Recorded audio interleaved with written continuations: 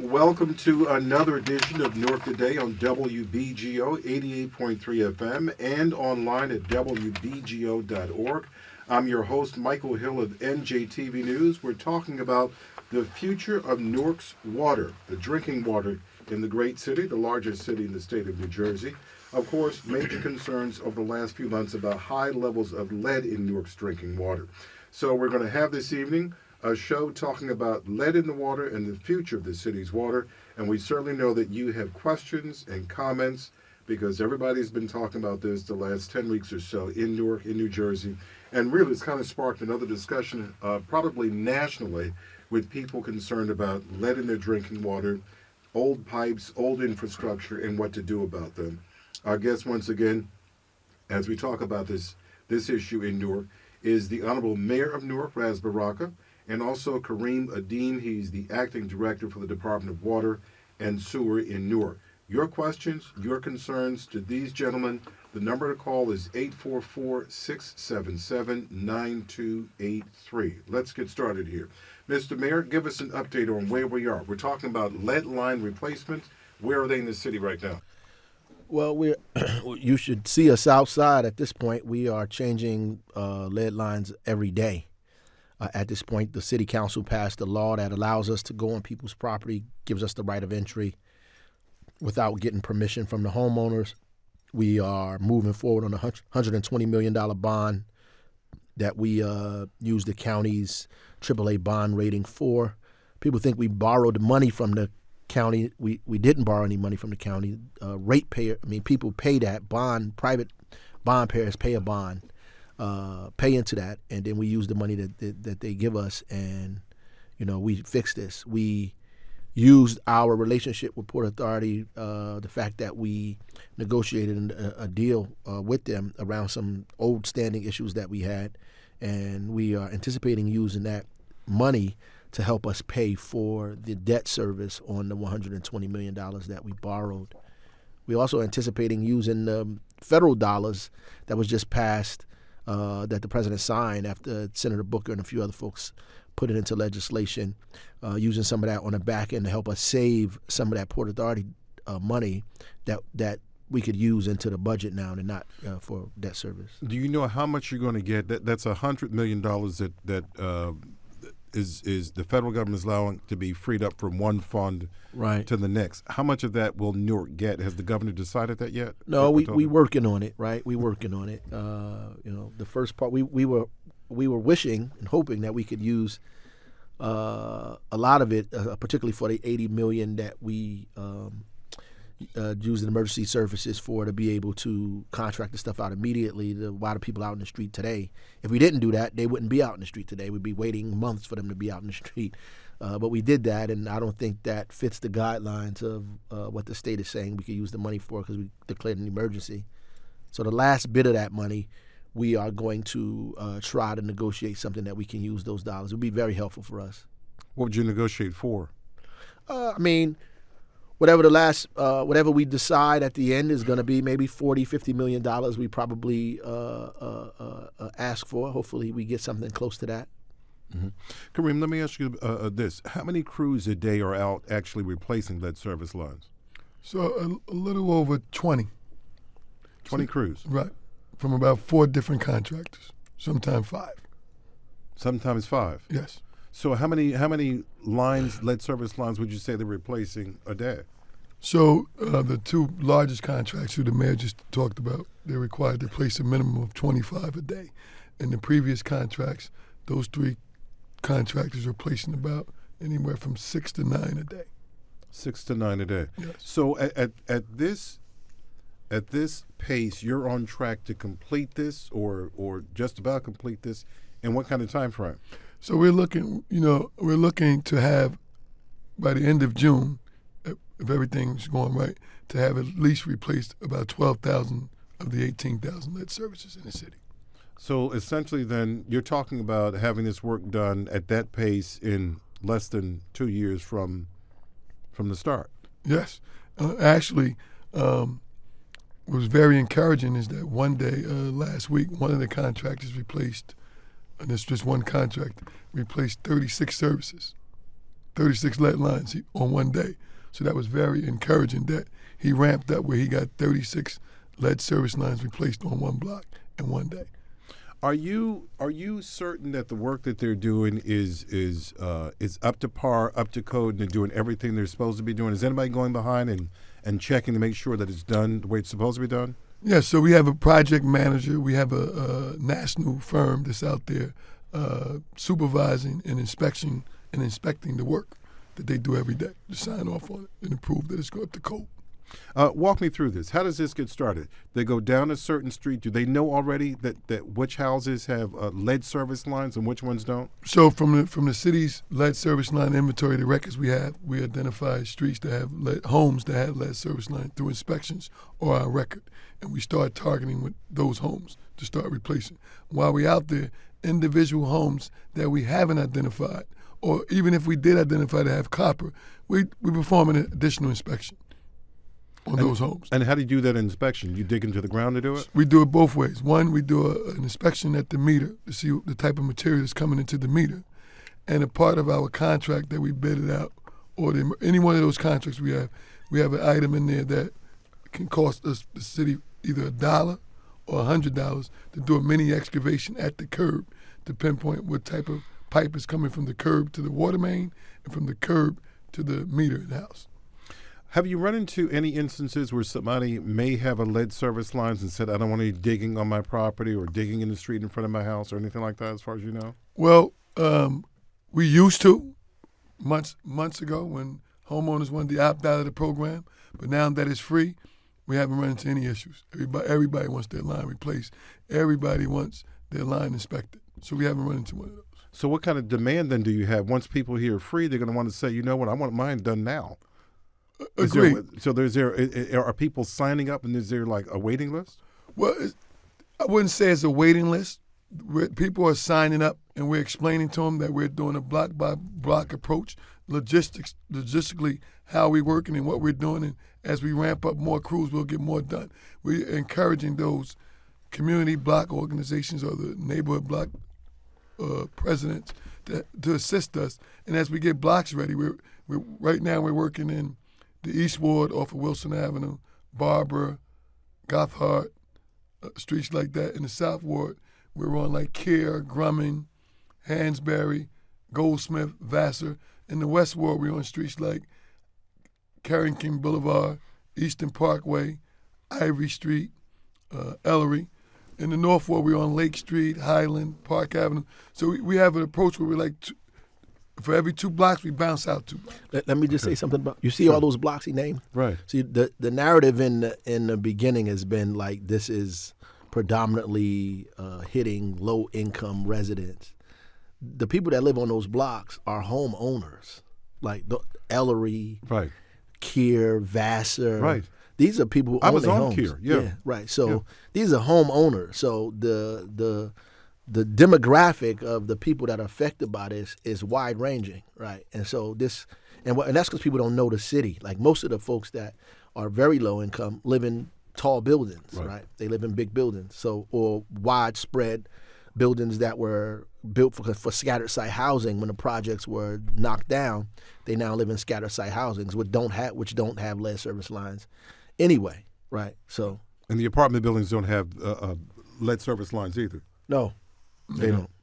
Let me ask you this, Mr. Dean. So the pace are on with the crews. Is there any concern that when the winter months come, the really cold months, late November, December, January, maybe even into early February, that they is it harder to dig because the ground is colder, it's more solid? Any concern about inclement weather and things like that? So inclement weather, Mother Nature, we can't predict. If it's Right. a blizzard, we're probably not going to be replacing lead service lines, knowing it's a blizzard.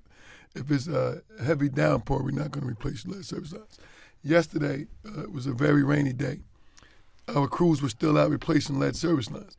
We probably didn't meet the quota that was set because the weather, but it didn't stop us. It may have slowed us down a little bit, but it didn't stop us from continually replace lead service lines. So yes, in construction, we know the challenges that we face ahead by excavating the ground during inclement weather. right? That's why we're getting a big grip on it to ramp those crews up now to get as much work as we can do now, right? So when we're dealing with the inclement weather, if we scale down a little bit, we'll still be on target for what we need. What are you hearing, Mr. Mayor? Your counterparts across the country, Mr. Deem, your counterparts across the country. What are you hearing from them about lead service line replacements? Because after Flint, certainly with Newark, this challenge since the summer, people all over the place are talking about their concern about lead. There are other concerns, as you know, about water. But when it comes to lead, it's that people have been hyper-focused on this issue because of the treatment of the water, old piping, infrastructure issues. Everybody's talking about, my city is old, my city is old or not as old as Newark. What are you hearing from your colleagues across the country? So most of my colleagues across the country, I'm hearing mixed things from them. A lot of them are mad at the city of Newark, even some of my counterparts in the state, because we're offering to replace lead service lines for free as a municipality. So it puts a lot of pressure on those utilities that's privately owned and publicly owned to follow suit. Also, I'm hearing encouraging things from my counterparts too. That they're glad that the focus came on Newark and how Newark has grabbed it and stepped in front of it and handling the situation. And the national attention isn't just Flint, but it's all over the country now that, lead and water is a topic again, right? Congress right now meeting to fund it. You have Governor Murphy last week, the task force on lead, which I was a member of.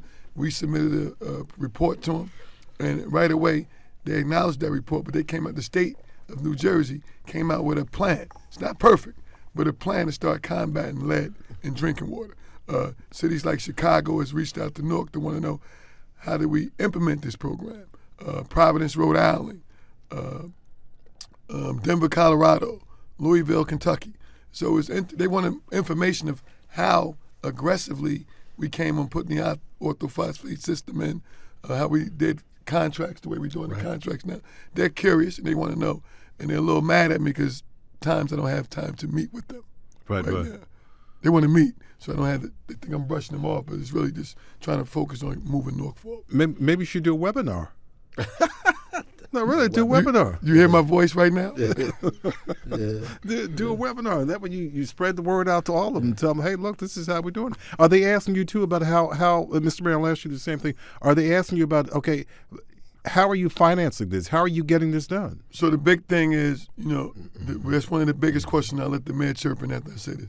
They're wondering, where did a city that was 5 years ago saying they had a $93 million deficit, where they get $120 million to pay for free lead service lines? Good. And I'll turn it over to the mayor. Mr. Mayor? Well, yeah, I think that's the number one issue most of the mayors have. How are we going to, my counterparts in New Jersey, how are we going to pay for this? And, we can't, you tell mayors they can't even buy filters, never mind try to get lead service lines replaced. And even if they borrowed the money, how are they going to pay the debt service without raising people's taxes? And you have companies that Kareem talked about who are changing lead service lines and putting the bill on the ratepayer or the homeowner, raising their water bill to pay for this activity. And it becomes more complex when the water purveyor is private or public-private, because you're asking them privately to change your lead service line that affects their bottom line when the lead service line may belong to you. Or it's not in their bottom line, even if they have co-ownership of the line, to change it and pay for it at the same time. But this is like a major topic now. Everybody's talking about it nationally and locally about lead in water and basically how do we handle it. Because now people are finding out that everything, almost all this water, has lead in it because of these pipes, right? And that even water in bottles have a certain amount of lead in it as well. Yeah, the EPA allows, this came out in the August hearing, the EPA allows 5 parts per billion in bottled water, which the judge in the case, I remember the judge saying, looked at her notes and said, what? 5? The EPA allows lead in the water? So even the judge was astounded at that. You are listening to Newark Today on WBGO 88.3 FM and online at WBGO.org. Our guest this evening, the Honorable Mayor of Newark, Ras Baraka. Kareem Adeem is the Acting Director for the Newark Department of Water and Sewer. Certainly want to hear what you have to say about the challenges to dealing with lead in water, trying to get the water clean again, trying to get it healthy, trying to make sure that long-term that everything is okay. So give us a call. Tell us what your questions are. Tell us what your concerns are when it comes to the water in the city of Newark. Mr. Mayor, there was at one point when I remember as a kid growing up in Newark that Newark's water was second to none. Right. Why was that? Was it because the breweries here, or what was it? The breweries are here. They still here, right? Yeah. So they still using the water, and they have the forefathers or the people who created these reservoirs really thought about this. They got a protected reservoir miles away from the city in protected area. I mean, the kind of pristine conditions up there, which allows for us to get the water. The problem is the reservoirs are open. These are open reservoirs, so the water has to be treated over and over again because of natural occurrences that happen in open source water.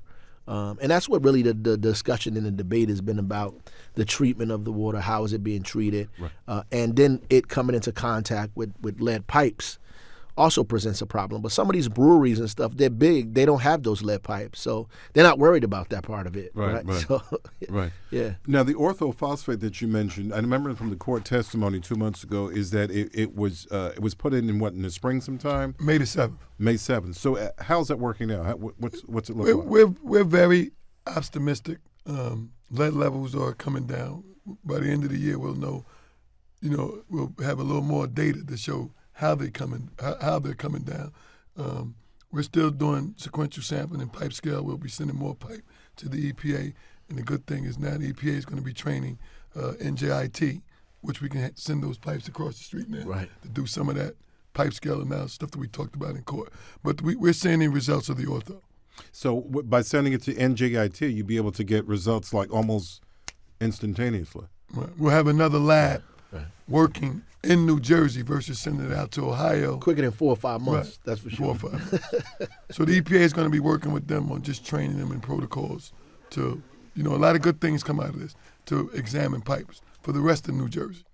I never understood that 4 or 5 month timeline like that where you send off a sample and somebody tells you.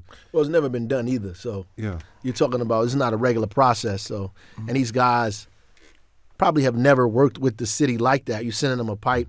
They don't. I mean, they're doing a regular process. It's not a rush emergency for them, as it is for us. You know what I mean? And now that they see the results of everything that's happening, like Kareem said, now they're like, we're going to train people locally. You're going to be able to do this across the state, and I'm 100% sure they're going to do this in other places nationally, so people have the ability to do these kind of pipe studies across the nation. Are you going to insist that they call it the Newark model? They should. well, the man, I have been insisting that they call it the Newark study or the Newark model, only because it's the Newark model. Just to let you know, the EPA Research and Development Lab in Cincinnati, they're the only ones that do this type of work in the country. So to have more researchers, like NJIT was a great tool to be right here in Newark, research university, to also participate, to take the load off them. Like you said, 4 or 5 months. We're waiting because they're inundated with people sending pipe to them. They got other projects in front of them. From dealing with lead? Dealing with lead. From out of the state or from across the state? Out of the state. So they did the Flint stuff. Oh, NJIT did the Flint stuff? No. The EPA lab in Cincinnati did the Flint stuff. Right. So using the NJIT, like they're using the University of Michigan, takes a little load off of that one lab to have other labs to be certified nationally to do that type of thing. It makes me now wonder that NJIT is going to get inundated with folks sending pipes as well. They probably will. In the state of New Jersey, absolutely. Yeah, they probably will. Yeah. We have Rosalind on the line. Rosalind is from Newark. Rosalind, welcome to the broadcast. You have a question or a concern? Yes, thank you very much for taking it. Hello, both You're of most you. welcome. Hello. I'm only going to take a minute and just ask you to please Google copper pipes, because I'm reading a book that says it does cause lead. And that's all I want to say. Please Google it. Okay. Thank you. Thank you. Okay. You're welcome. You're welcome. I have not heard. Neither have I. I'm going to Google it though. Yeah, I am I mean, too. you could probably find all kind of stuff on the internet, but I'm going to Google it because she asked us to, so I'm going to definitely do it. So we will do it. So we will do it. I don't want to speak out of content, but it's called the lead and copper rule. Right. So you test for lead and copper. You test for lead and copper exceedances, but you don't hear too many reports about copper exceedances. But what about? She mentioned something about lead from copper. Yes. Well, I know it's lead solder Yeah. that we join copper together. Right. Right. But I'll Google to see what she's talking about. Maybe she's talking about that when copper pipes break, they put them together. They used to use lead Right. solder to fasten them. But those are two different metals. Right. Right. Copper and lead are two different metals scientifically. And I go back and forth with people on Facebook all the time, at me, Instagram, about science. Right. People are saying all kind of things, and this would say, well, this is not science you're talking about here. Like copper is a metal, lead is a metal. Those are different metals. Different metals. Lead can't come from copper. Copper can come from copper. Lead comes from lead. And I want to find out where she got that from. So Right. I'm going to definitely check it out. But ultimately, they're two different metals. So what did they? Then that raises her what she says kind of, and what the mayor just said kind of raises the question. Then, so when they're connecting these copper pipes that they're now putting underground, what are they connecting the pipes? It's not lead solder, is it? Well, the copper pipes today, lead solder was banned in 1986, so there Right, shouldn't right. be none around unless somebody's grandfather has some stashed and still has it. The new solder is lead free. When they're connecting the pipes that we're connecting now to the water main, they're mostly pushing mechanical joints. Okay. Right, so it's pushing or snapping, compression joints. There's no soldering, or it's only flaring, maybe flaring or just pushing.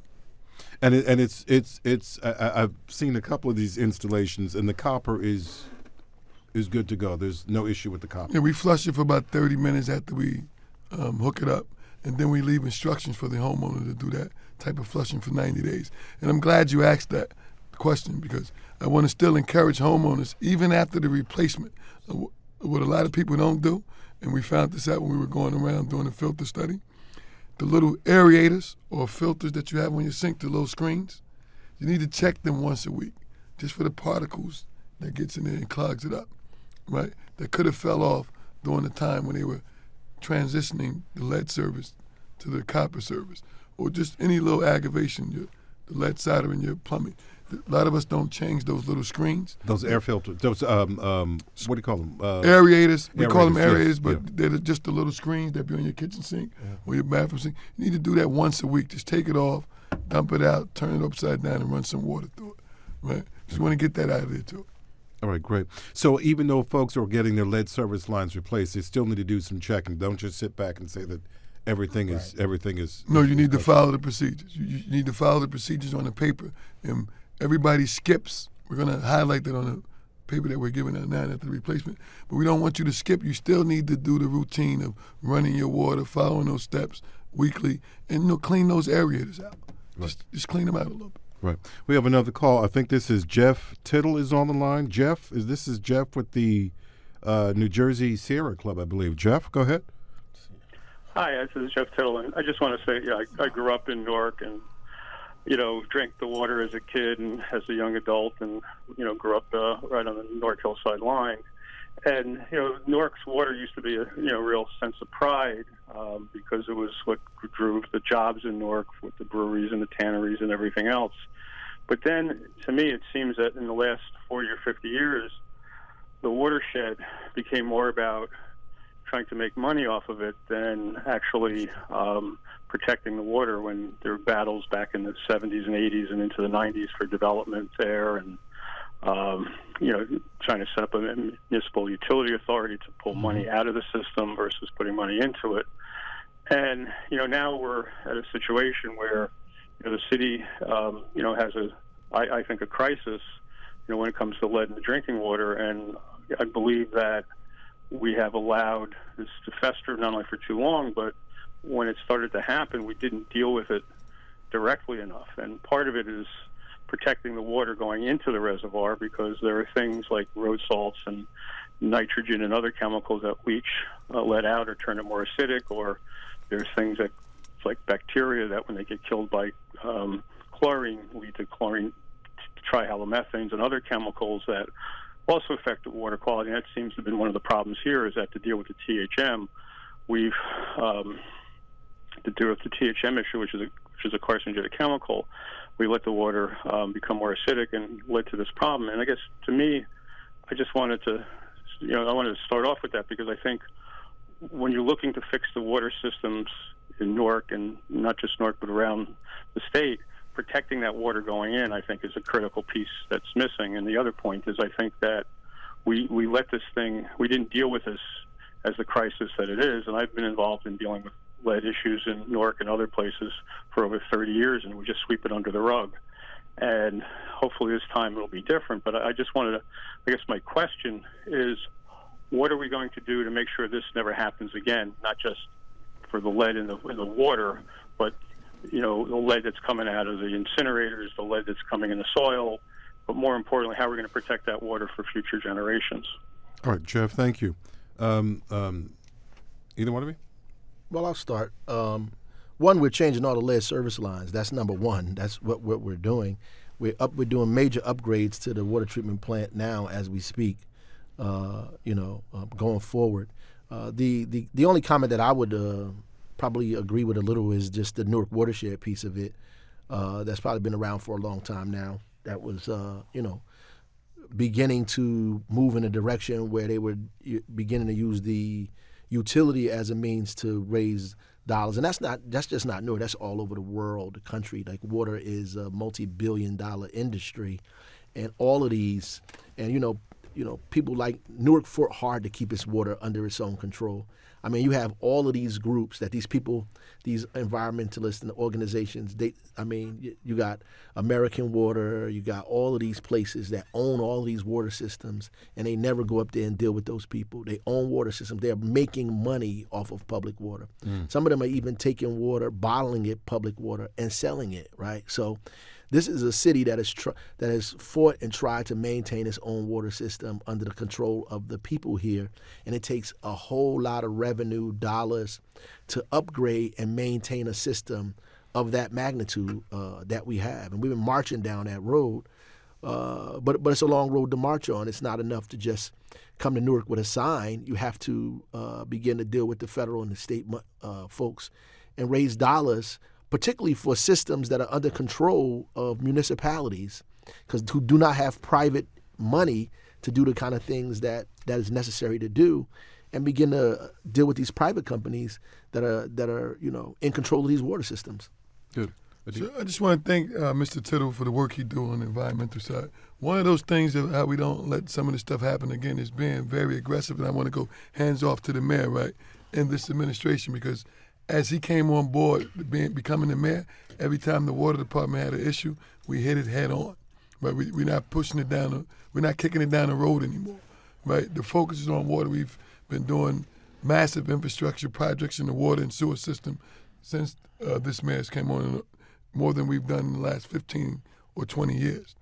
The other part is removing all the lead service lines will help with the water systems, right? But keeping the pressure on our legislators to take this as a real issue and start putting money away, right? When I say putting money away, although we rolled out the plan last week for the governor, and they're going to put $500 million in bonding next year on the ballot, it may not be enough when you're looking at it realistically. It doesn't, because there are some estimates that to fix the issue, at least it's the kind of fixes we're talking about right now, you're talking about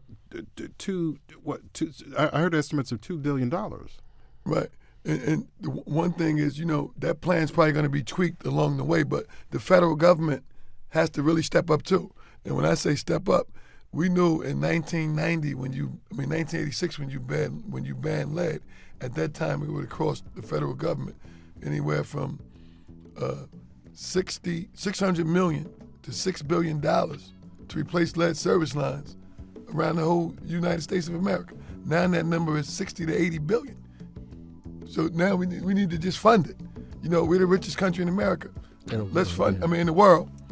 Let's fund it and get it over with. Get the lead lines out. Well, that was going to be my question, but how much of a role should the federal government have in all this? We can talk about that when we come back. You're listening to Newark Today on WBGO 88.3 FM. Our guest this evening, the mayor of Newark, Ras Baraka, and Kareem Adeem. He's the acting director of the Department of Water and Sewer in Newark. Much more to talk about when we come back on the future of Newark's water.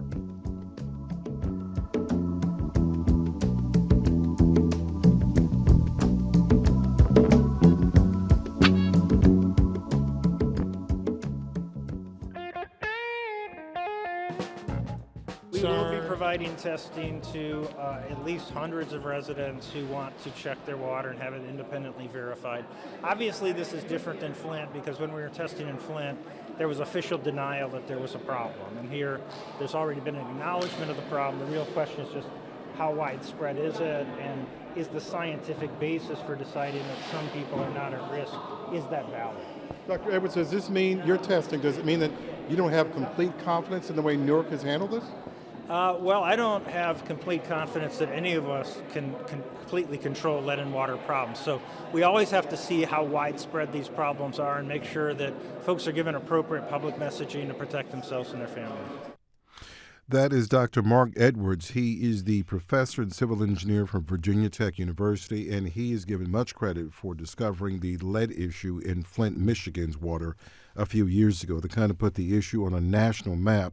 That was just a few years ago, and raised a lot of the concerns about lead in the drinking water in a lot of places that have old infrastructure. In Flint, as the mayor's always said, and as Dr. Edwards said, Flint was kind of a different issue because of how the officials there were doing things, not so much the system itself. You are listening to Newark Today on WBGO 88.3 FM and online at WBGO.org.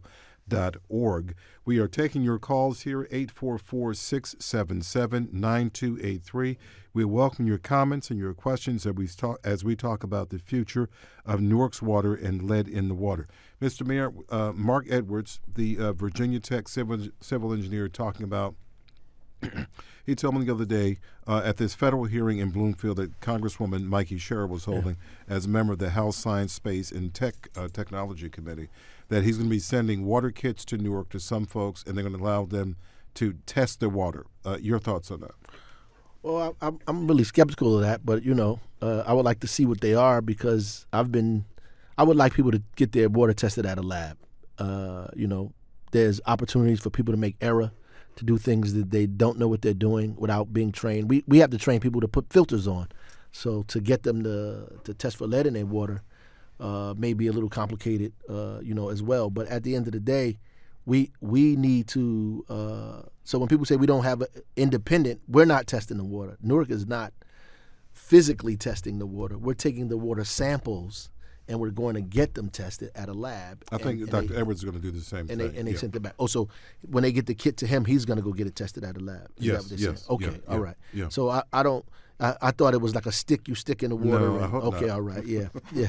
That's what I mean. I was skeptical. Taking a lollipop. I can imagine people taking a lollipop stick and putting it in the water. I mean, if they're just getting the water samples and sending it out so they can get tested at a lab, I mean, I'd like to know what the lab is. But I don't, Okay. Go for it. My comment was, Mike, you were at the court hearing when we had Dr. Graber. Yes. Right, one of the ones who helped invent the lead and copper rule. And he explained that how you can get a lead hit for any little thing. My thing is just, we need to continue to educate people on what they're doing and how they're filling the bottles up and how they're collecting the samples. And, that while this topic is out there, you should feel free to get your water tested. But you want to make sure it's being tested at a nationally certified lab, right, or certified labs. Which raises the question then, because in September, right around Labor Day, I believe it was, there was a building in Newark, downtown, 1180 Raymond Boulevard, where the report came out that there was elevated lead levels there. And I think at the news conference later on, Mr. Mayor, I think you made some mention about the same thing you're talking about, but be careful of the lab that tested the water. Was it ever determined which lab tested this water, and was it one of the ones that the state DEP recommended? Yeah, the lab was certified. I think the procedure of the person that collected the water didn't follow the right procedures. So that's where you get false readings or false positives. The lab, you give them water, they're just going to test what you said test. They don't know how you retrieve the water. How you retrieve the water, and did you follow the right steps to retrieve the water? So I had an employee that went to a vacant house that was being renovated. The guy renovating the house wanted to do an inspection. So we performed the inspection of the house that's going to be renovated. The house was vacant for 3 years. The guy bought it. He met the contractor there, and they opened up the water and filled up the bottle, and we tested it. Say 9,000 parts per billion. But the house been vacant for 3 years. Right. There's no disinfect. There's no corrosion. There's nothing in the water. And when I asked, why did you do that? Oh, the water was stagnant.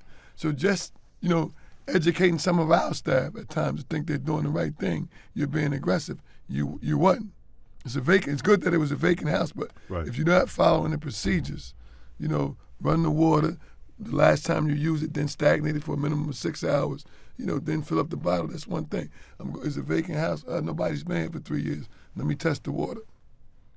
Is that the same kind of procedure then that folks are going to receive these water test kits from Dr. Mark Edwards, that they have to follow some kind of protocol like that? Well, I'm hoping that the Dr. Mark Edwards is going to give them a protocol that they're following to fill up the water. Yes. Okay.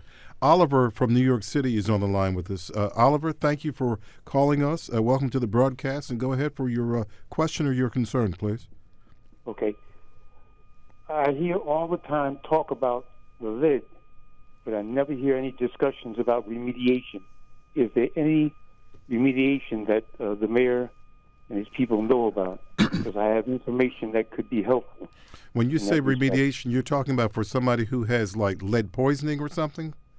Yes, and the effect on the brains. We've heard a lot of medical doctors talking about that.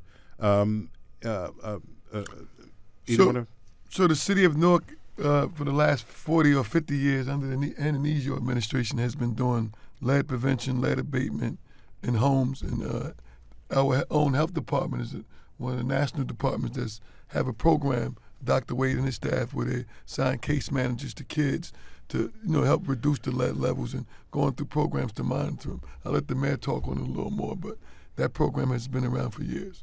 No, that's it. That's exactly right.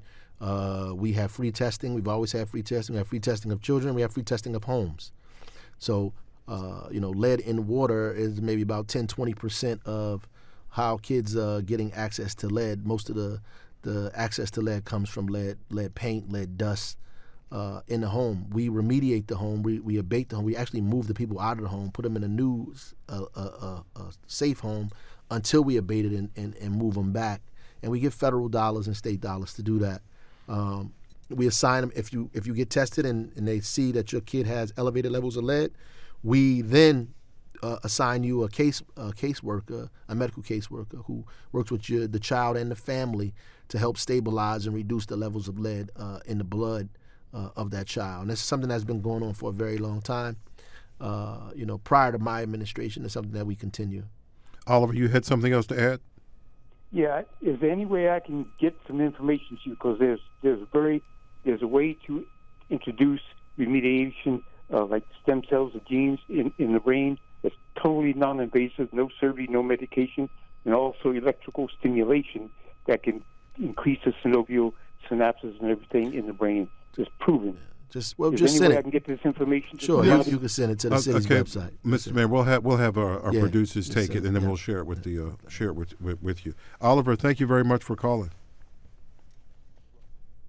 Mr. Mayor, I would imagine with this, you're hearing from a lot of people across the country with all kinds of things. Not to disparage anything that Oliver said, but just all kinds of. Give us an idea of what you're hearing from people who are. So the number one is filter companies. Well, no, that's not true. Right now, the number one is people that want to help us change the lead service lines. So you got all kind of companies that are coming in. They want a part of the $120 million. They want to change lead service lines. They can do it faster. They know how to do it better. Then you have filter companies that are now coming in saying their filters are stronger, they're better, they get rid of lead and this and this and that. And then there is folks who are coming to us, helping us or trying to create ways to get access to water.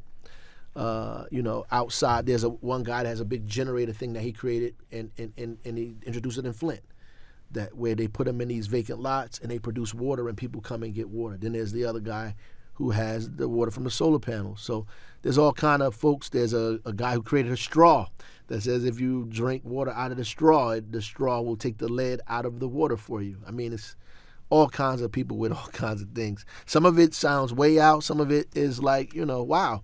And we talk to and meet with anybody. You never know. Somebody have something that can help us.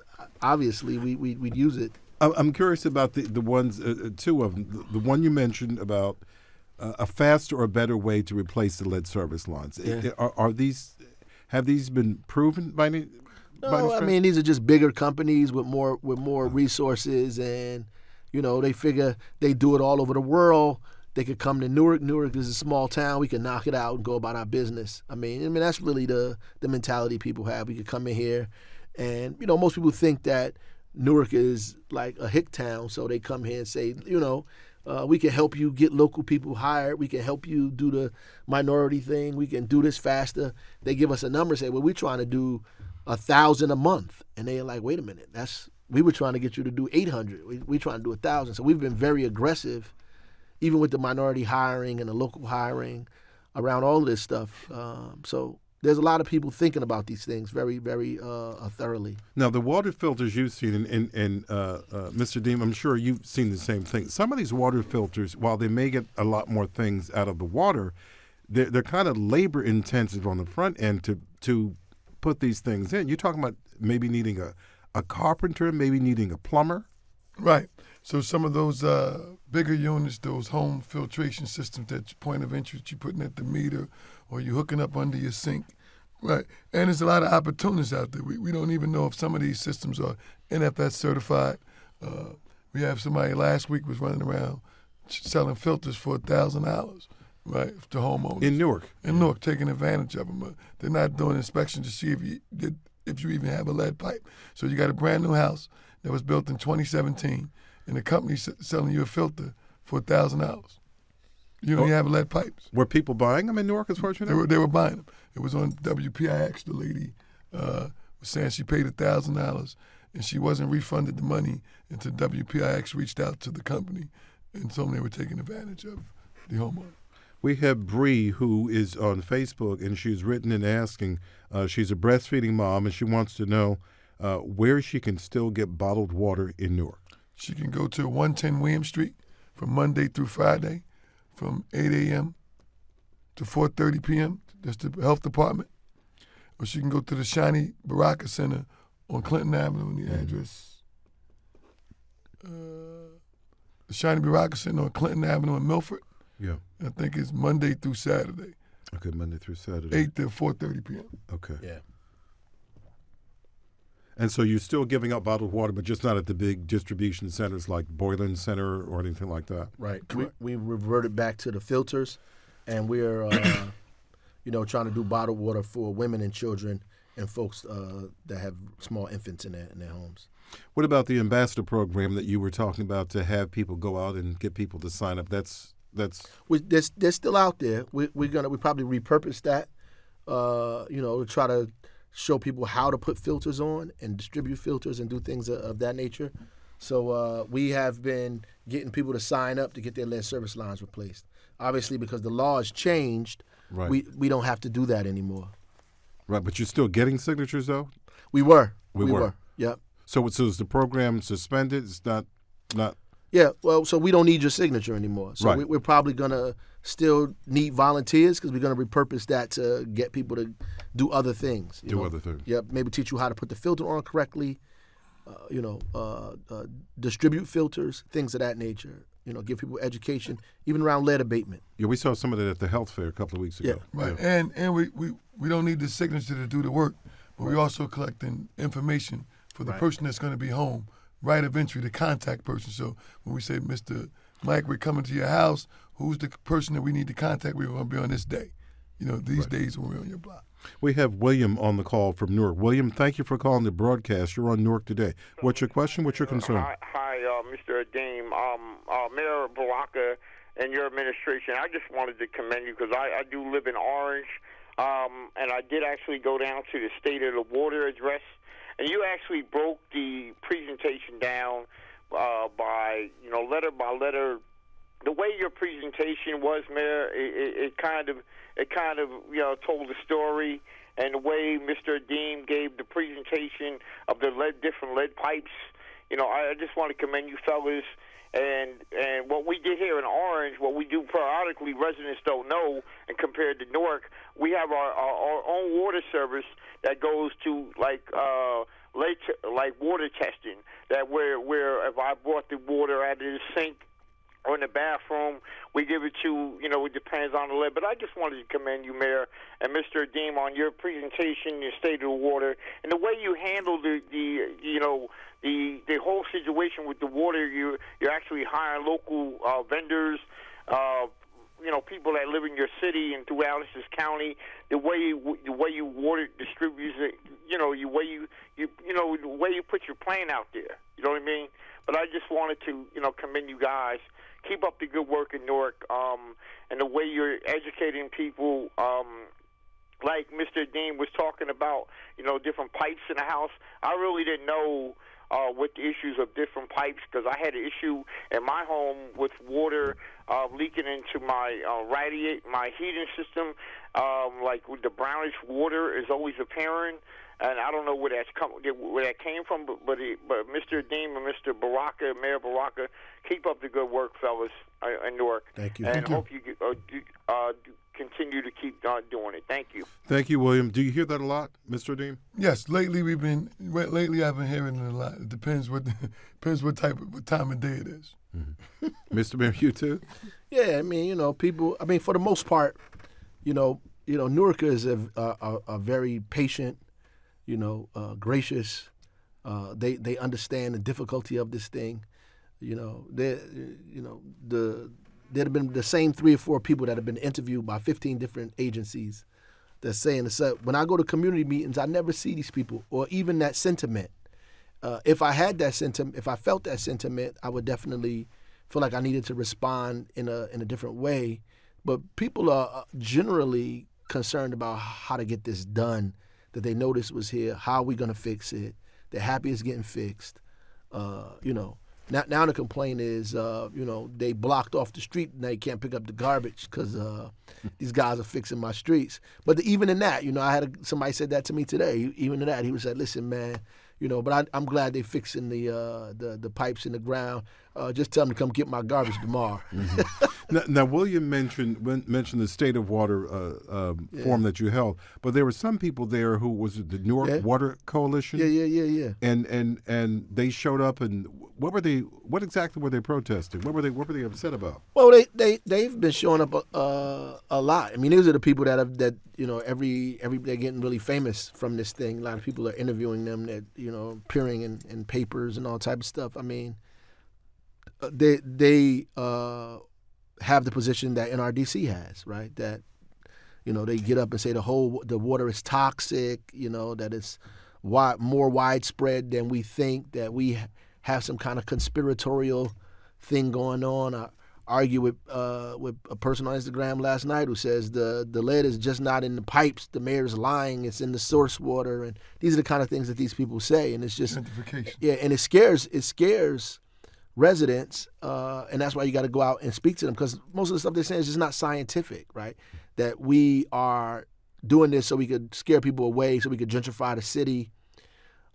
Which is ridiculous, right? I mean, gentrify for who? Like I live here. Half of those people don't, but I actually live here, so I don't know where they get that from. But ultimately, you formed a commission, if I'm not mistaken. You formed a commission this year to deal with issues of gentrification. Yeah, that absolutely. Looks into and makes sure that this is being paid attention to. Absolutely. I mean, and there's no button in the mayor's office that you push and gentrification happens. Like, it is a product of capitalism, right? And people have to understand that, and then you have to put things in place that mitigates those things, that makes it difficult to push people out, and run them away, and we are doing that, and the lead has nothing to do with gentrification at all, zero. I wish we never had the problem, actually. You're listening to Newark Today on WBGO. This is 88.3 FM and online, WBGO.org. You're listening to this broadcast. We're talking about the future of Newark's water and the lead issue On the line with us now is Adrian. She is from Newark, and she has a question for us. Adrian, go ahead, please. Hi, good evening, gentlemen. Thank you for taking my call. Yes. Can you hear me? Yes, we can. Oh, okay. My question is, I am an educator of young children between the ages of birth to 3, and I just want to know, what are the long-term effects of children, young babies, ingesting the water because some parents may not have any other choice? What are the long-term effects? Parents do have a choice, though. They do have a choice. Hello? Yes, go ahead. Go ahead.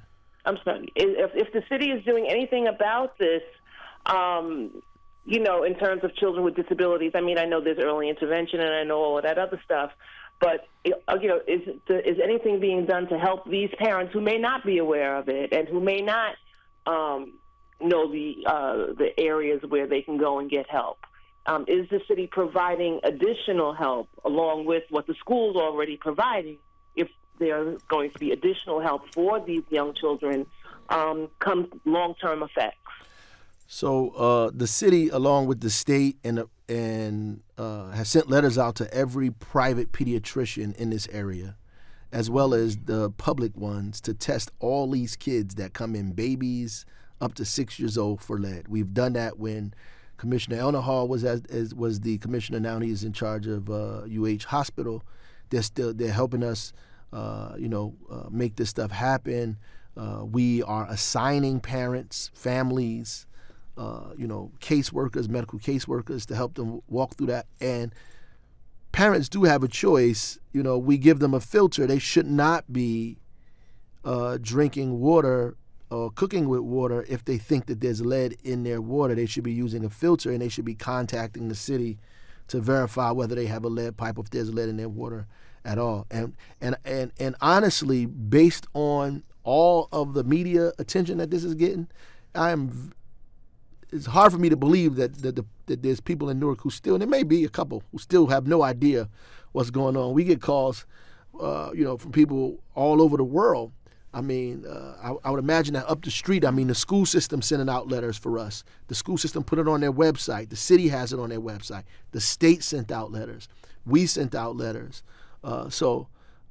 Prayerfully, everybody, and the WIC office, when people come in with their women and their children in the WIC office, where we get 20 to 30,000 families a year that come into that WIC office, that we give them the information, we give them water, we talk to them about what the situation is. So I think there's a huge network of folks that are trying to reach these families and make sure that they have the treatment that they need. And lead affects your ability to concentrate, the growth of your organs, particularly your brain. And so that's why it affects newborns and babies under the age of 6, because it has a general effect on development of your body, trying to develop up to its optimum state. So that is the effects that lead has long term. Good. Adrian, thank you for your call.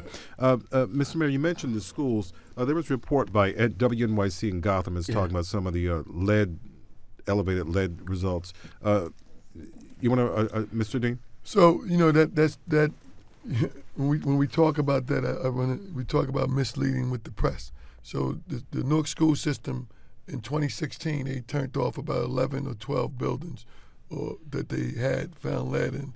They remediated a lot of them. But when you say turned off, you mean turn the water off? Well, they deactivated these lines. Right. Some of these buildings aren't even schools anymore. So as they started remediation and replacing lines and buildings that they want to bring back online, they started testing it to be sure. You know what? We're testing these 3 lines. We know it was this one. This building is now used as a school. Now used as a warehouse. We want to bring it back into a school. These are some of the lines that we didn't get a chance to abate, right? Because they didn't affect kids, or they wasn't in areas where kids had access to them. So as they went in to do that started abating those areas, those lead lines, they tested, which is good, right? To say this is the results.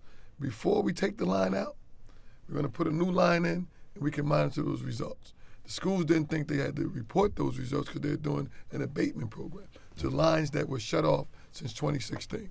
So these wasn't new exceedances. These were just the schools testing lines that they wanted to replace. That they already had exceedances in. That already had exceedances in.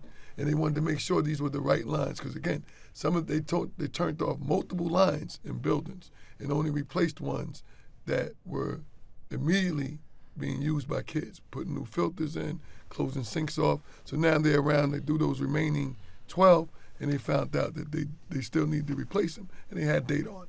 So it wasn't nothing new. It sounds like it sounds like somebody didn't do a good job, perhaps, of explaining that to the reporters who are working on the story. Maybe. Probably. I don't know. They talked to the school, but they taped it. Well, the reporter was well aware of everything. The Valerie Wilson from the school business administrator. Yeah, right. They taped it. Taped the whole conversation, but she also let the reporter know these are buildings that are not schools. These are lines that have been inactivated since 2016 that we're bringing back online, that we're replacing. These are buildings that kids don't have access to, the water and all that type of stuff. Valerie told her, and they didn't release it to the public. One of the reasons was they didn't want to alarm the public because the kids didn't have access to these buildings or the areas where these lines were.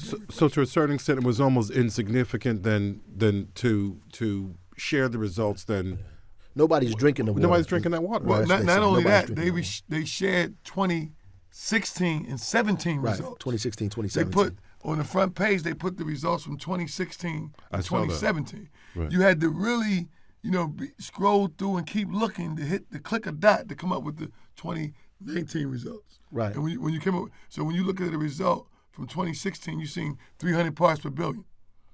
It'll alarm you, right? Then you look, if you didn't pay close attention, say, oh, April 2017.